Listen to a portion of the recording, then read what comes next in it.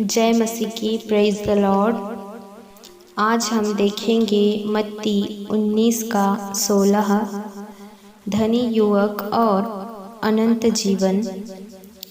तो आइए हम परमेश्वर के वचनों में से देखते हैं। यहाँ पर वचन यूँ कहता है, एक मनुष्य यीशु के पास आया और उससे कहा, हे गुरु, मैं कौन सा भला काम करूं कि अनंत जीवन पाऊं। उसने उससे कहा, तू मुझसे भलाई के विषय में क्यों पूछता है? भला तो एक ही है। यदि तू जीवन में प्रवेश करना चाहता है तो आज्ञाओं को माना कर। हालेलुया। तो यहाँ पर परमेश्वर का वचन ये कह रहा है कि एक मनुष्य, एक युवक या एक आदमी कह सकते हैं हम, वो प्रभु यीशु मसीह जी के पास आते हैं और उनसे कहते हैं कि मैं ऐसा क्या करूं कि मुझे अनंत जीवन मिले। धनी युवक आता है। धनी मतलब बहुत रिच, बहुत ज़्यादा अमीर व्यक्ति जो है वो प्रभु यीशु मसीह से पूछता है कि मैं क्या करूं कि मैं अनंत जीवन पाऊं। तो यीशु मसीह जी उसे आंसर देते हैं, जवाब देते हैं कि तू मुझसे भलाई के विषय में क्यों पूछता है? भला तो एक ही है। यदि तू जीवन में प्रवेश करना चाहता है तो आज्ञाओं को माना कर। आमीन। तो मैं आप सभी को एक चीज़ बताना चाहती हूँ कि हमारे पास जितने भी धन है, ज्वेलरी है, सोना चांदी, पैसे, जो कुछ भी है, वो हमें अनंत जीवन नहीं दे सकते। हमारा जो अभी का जीवन है वो केवल और केवल 60, 70, 80 या ज़्यादा से ज़्यादा 85, 90 साल का ही है। तो हम मनुष्य के रूप में भी जी रहे हैं इस संसार में। जब हम मरते हैं तो हमारी जो आत्मा होती है वो किसी एक जगह जाती है, या तो स्वर्ग में या तो नरक में। तो स्वर्ग में जाना मतलब कि उद्धार पाना। तो जो हमारे उद्धार करता है वो केवल और केवल यीशु मसीह हैं।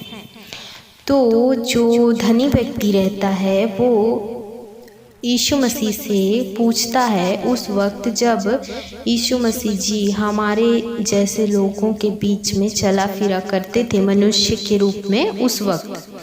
तो आइए हम आगे देखते हैं।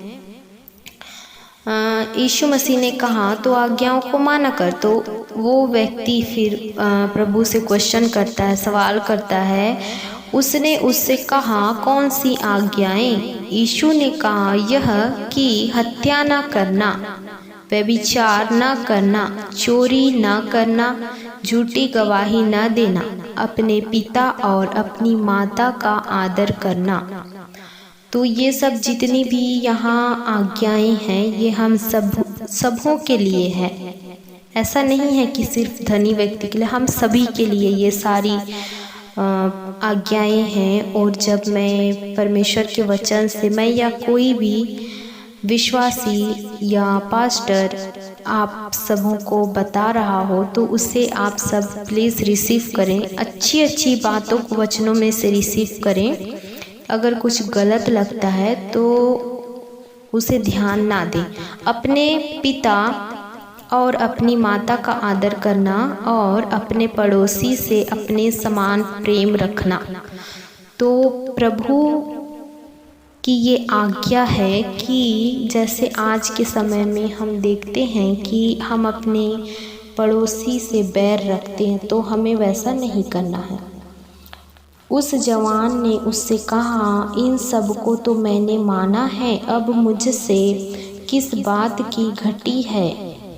यीशु ने उससे कहा, यदि तू सिद्ध होना चाहता है तो जा, अपना माल बेचकर कंगालों को दे दे और तुझे स्वर्ग में धन मिलेगा। आमीन।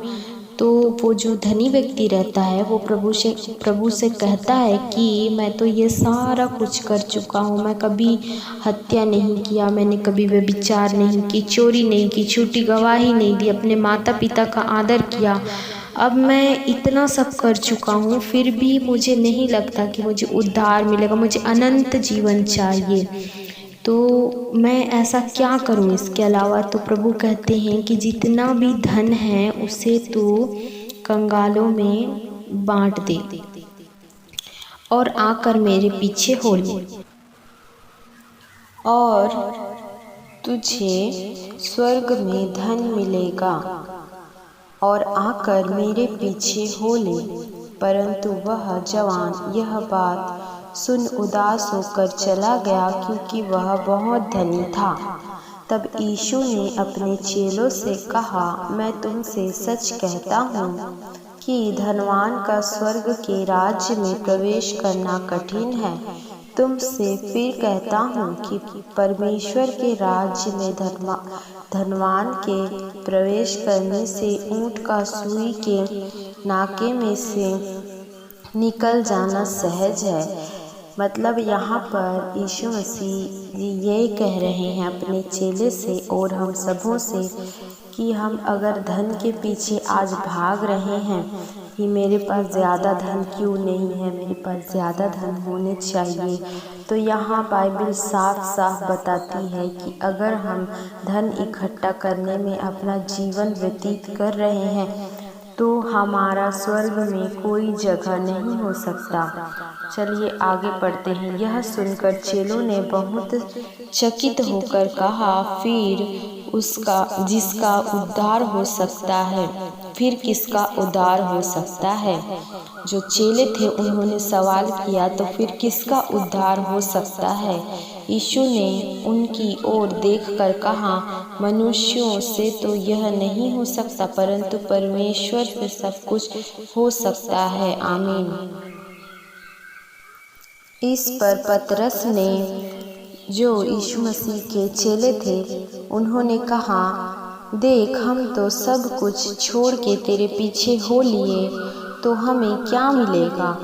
यीशु ने उनसे कहा, मैं तुमसे सच कहता हूँ कि नई सृष्टि में जब मनुष्य का पुत्र अपनी महिमा के सिंहासन पर बैठेगा, तो तुम भी मेरे पीछे हो लिए हो। 12 सिंहासनों पर बैठकर इज़राइल के 12 गोत्रों का न्याय करोगे, और जिस किसी ने घरों या भाइयों या बहनों या पिता या माता या बाल बच्चों या खेतों को मेरे नाम के लिए छोड़ दिया है, उनको 100 गुना मिलेगा और वह अनंत जीवन का अधिकारी होगा।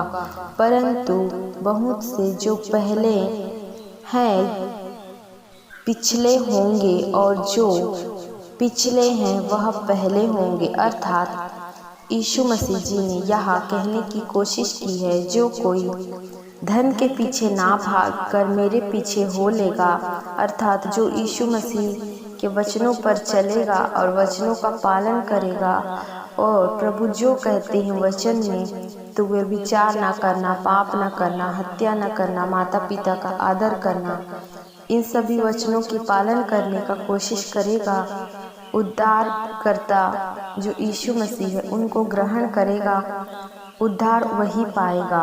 और आगे ये भी कहता है वचन कि जिन्होंने यीशु मसीह के नाम से अपना घर, गाड़ी, पैसे, माता पिता या बाल बच्चे को छोड़ दिया, या फिर जैसे कि हम कह सकते हैं कि अगर हम किसी को दान दे देते हैं तो वो लोग और भी आगे बढ़ेंगे, और जो लोग कंजूसी करते हैं, अर्थात देने में कंजूसी, और जो देना ही नहीं चाहते हैं, वो लोग और ज़्यादा गरीबी में घिर जाएंगे, और वो लोग जो हैं पीछे रहेंगे, पीछे के पीछे ही रहेंगे। लेकिन जो लोग दान करेंगे, यीशु मसीह के नाम से किसी को कुछ देंगे, तो वो लोग और भी ज़्यादा आगे, मतलब और भी ज़्यादा प्रभु उनको बढ़ाएंगे, आशीषित करेंगे, ब्लेसिंग करेंगे।